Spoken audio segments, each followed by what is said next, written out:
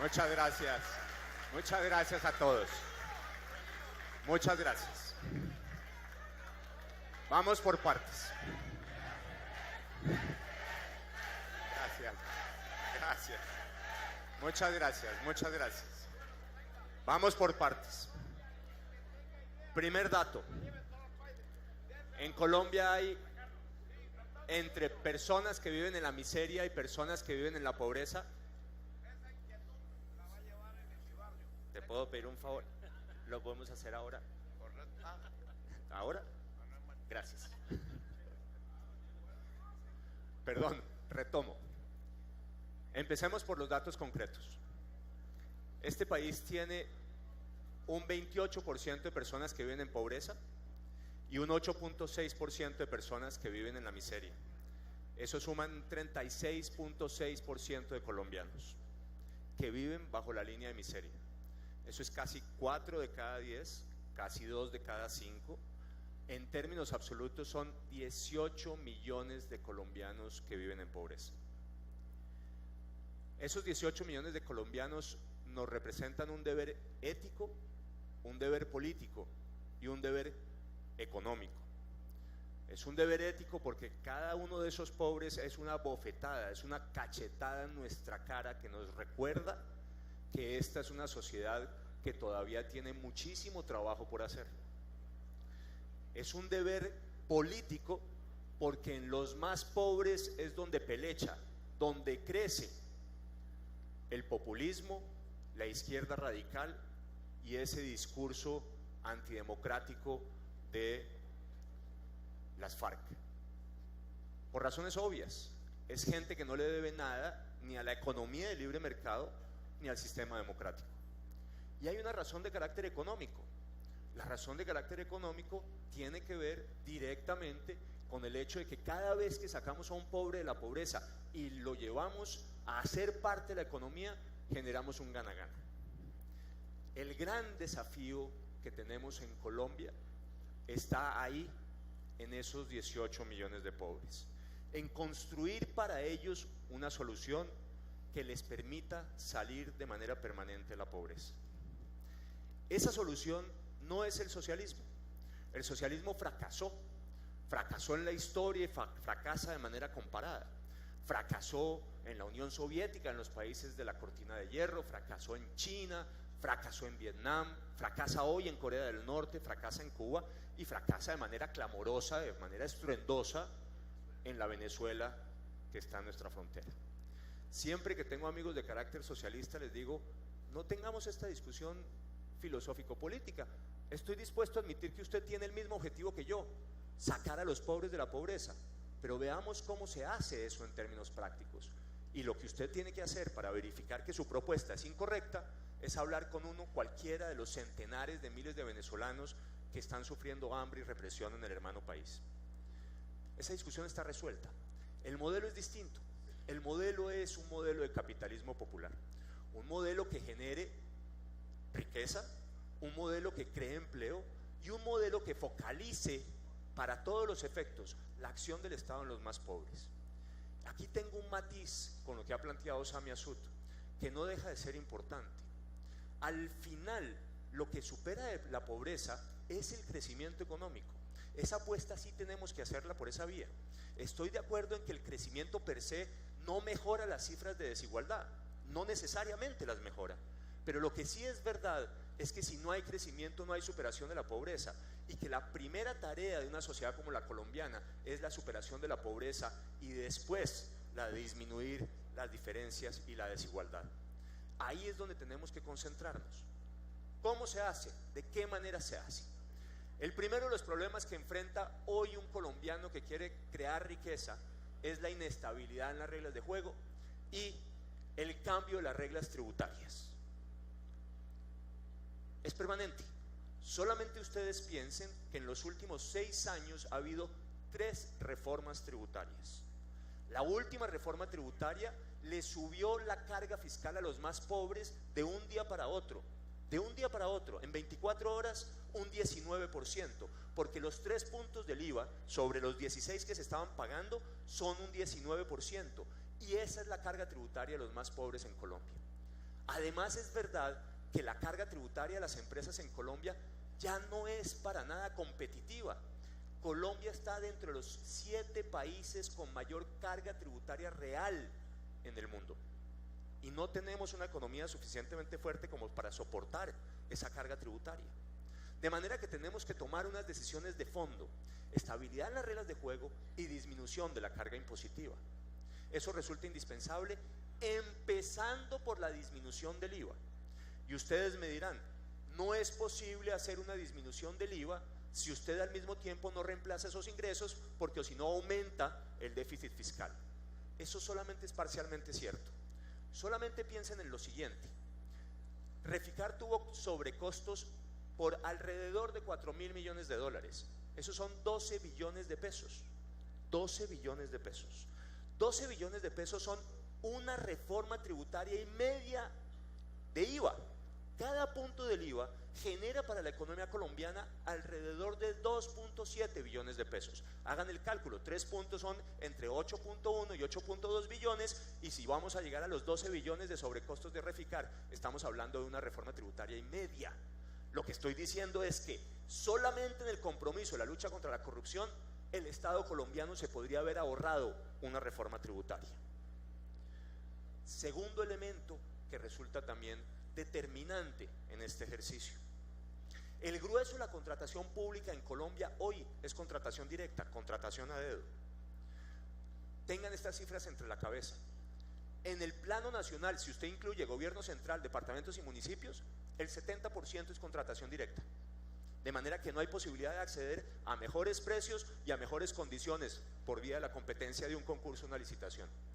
Si usted saca el gobierno central, el promedio se va hasta el 82%. Eso significa que en los departamentos y en los municipios de Colombia, 8 de cada 10 contratos se hace a dedo. Primera condición, entonces, es la lucha contra la corrupción.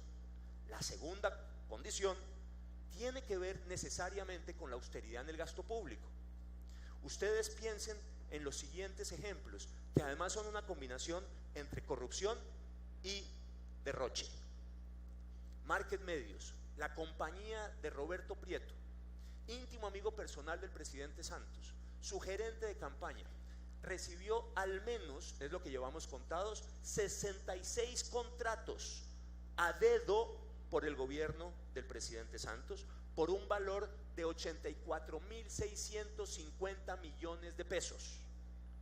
Hay cálculos todavía no cerrados de que este gobierno solamente en publicidad y propaganda ha gastado más de 2.5 billones de pesos, un punto del IVA. Si usted no lucha contra la corrupción y si usted no tiene un Estado austero, no hay forma de que los recursos que genera la sociedad civil, la riqueza que generamos, alcance.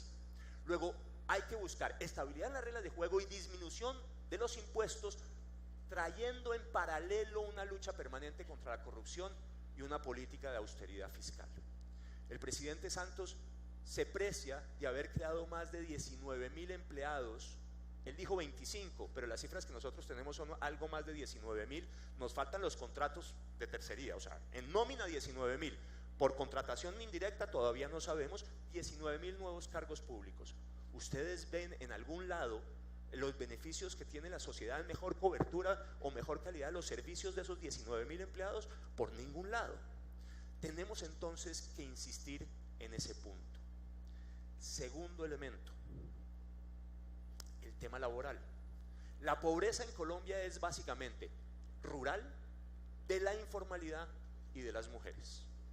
Si usted es un desempleado o está en la informalidad, es pobre. Si usted vive en el campo, tiene altas posibilidades de ser pobre. Si usted es mujer, y en particular si es mujer cabeza de familia, es pobre. Y en Colombia el 27% de los hogares son monoparentales y el 90% de esos 27% es de madres cabeza de familia, a la que los hombres han abandonado y las han dejado a su suerte a ellas y a sus hijos.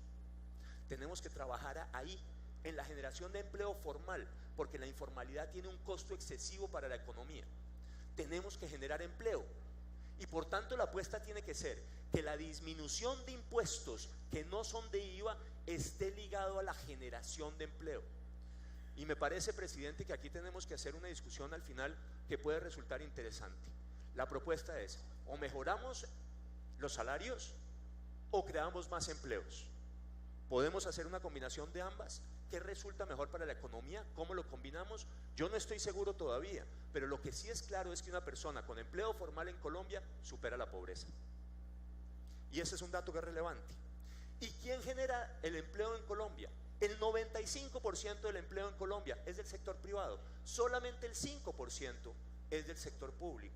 La apuesta entonces es a fortalecer a la empresa privada y fortalecer el emprendimiento. No puede ser una apuesta para aumentar el tamaño del Estado, porque evidentemente esa apuesta está destinada a fracasar. La apuesta tiene que ser una apuesta por el sector privado. ¿Y eso qué significa? Primero, un compromiso inequívoco con la protección del derecho a la propiedad privada. Y por tanto hay que eliminar del acuerdo con las FARC todos aquellos aspectos, en particular en materia de tierras, que amenazan al sector privado y que amenazan la propiedad privada. Eso es una condición indispensable. Pero la otra es que tenemos que ser capaces de entender que al final el objetivo de todo este esfuerzo tiene que ser la construcción de un país donde todos seamos propietarios, todos sin excepción. Y eso supone desde devolverle a la persona que fue despojada de sus tierras las tierras que le despojaron, hasta devolverle al Estado los baldíos adjudicados de manera fraudulenta e ilícita, pasando también por la entrega de títulos de propiedad al poseedor legítimo. Pero sin duda tiene que haber una posición inquebrantable por parte del Estado colombiano de defender a la gente que tiene propiedad y títulos incuestionables de propiedad de cualquier amenaza que se esté presentando. No puede ser de otra manera. Tercer elemento, que también resulta básico: hay un problema en la educación. Estamos educando para lo que no necesitamos. Este país no necesita un abogado más. Este país lo que necesita son ingenieros, agrónomos, técnicos y tecnólogos. Y tenemos que hacer un esfuerzo ahí.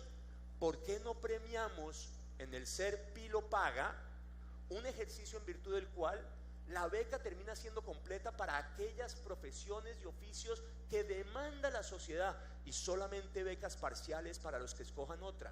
De manera que estimulemos que esos muchachos que son tan brillantes entren por esa dirección. Tenemos que reestructurar el SENA para que el SENA realmente cumpla la función de proveer a los trabajadores que necesita el sector privado. Y eso me lleva a un punto que es el cuarto y que resulta fundamental. Nada de este esfuerzo cabe si no trabajamos en conjunto entre la sociedad civil, el sector privado y el gobierno, en la escogencia de cuáles son los canales de desarrollo que vamos a apostarle como país, en la definición de cuáles son los pensums de formación en que vamos a educar a nuestros jóvenes, y en el esfuerzo de trabajar mancomunadamente pensando a mediano y a largo plazo. Tenemos que romper la mentalidad cortoplacista y de no pensar en grande que tenemos en Colombia. Otros países lo han logrado, ahí están los ejemplos: Corea, Singapur, Hong Kong, Malasia, la misma China. Apenas hace 40 años eran mucho más pobres todos esos países que nosotros, y hoy son inmensamente más ricos. Lo que trato de decir es que la apuesta es posible y que no estamos condenados a la pobreza, ni estamos condenados a ser un país subdesarrollado. Tenemos una vocación distinta que tenemos que construir entre todos sobre unos principios que resultan fundamentales. El primero: hay que respetar la Constitución y la ley. El respeto del derecho resulta vital, y por eso los efectos perniciosos del acuerdo con las FARC tenemos que borrarlos del panorama constitucional y político en Colombia. ¿Por qué?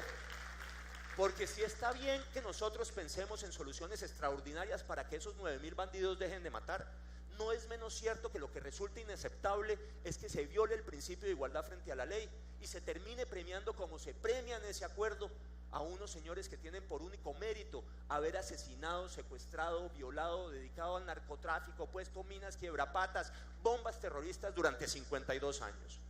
Si los señores de las FARC van a hacer política, que la hagan en las condiciones de igualdad que tenemos que hacerla todos los colombianos, y no que tengan privilegios y beneficios que nosotros no tenemos.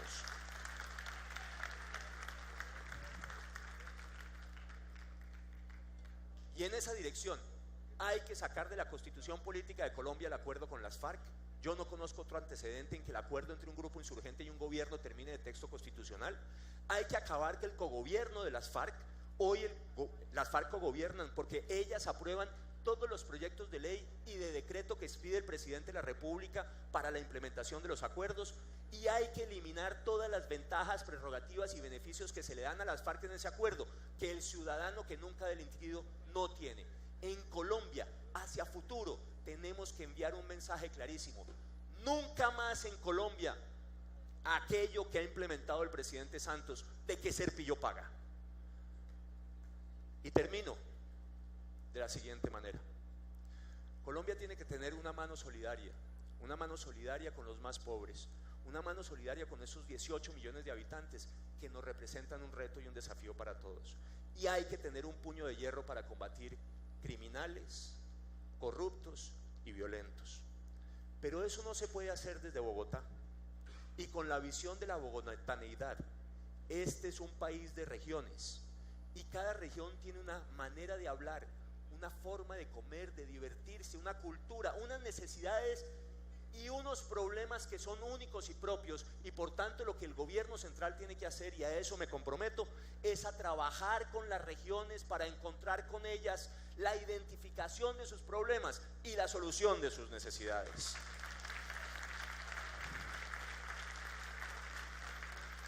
Y termino. Yo tengo abuelo samario. Eso la gente no lo sabe. Y además tengo abuelo samario con origen guajiro.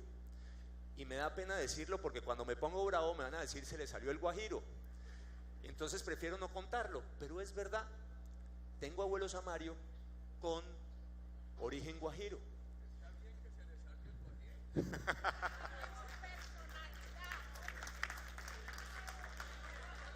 Muy bien. Lo que intento decir es que a la par de eso, tengo una abuela que es de Popayán, una bisabuela santanderiana, otra bisabuela boyacense. Eso somos en Colombia, un crisol de muchas regiones y de muchos orígenes. Para todos los efectos yo soy un canchoso y me siento orgulloso de serlo, una mezcla cualquiera que no tiene una única raza ni un solo origen. Pero eso me permite un conocimiento profundo de Colombia y un compromiso con ella. Barranquilla y el Atlántico y la costa caribe colombiana han sido la novia difícil del centro democrático, la novia esquiva, la novia a la que no hemos podido enamorar.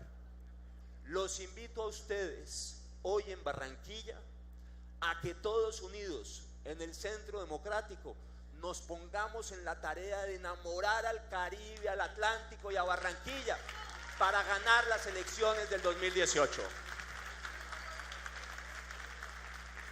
Y para eso, señores, se requieren solamente 3 cosas: trabajar, trabajar y trabajar, y paso de vencedores.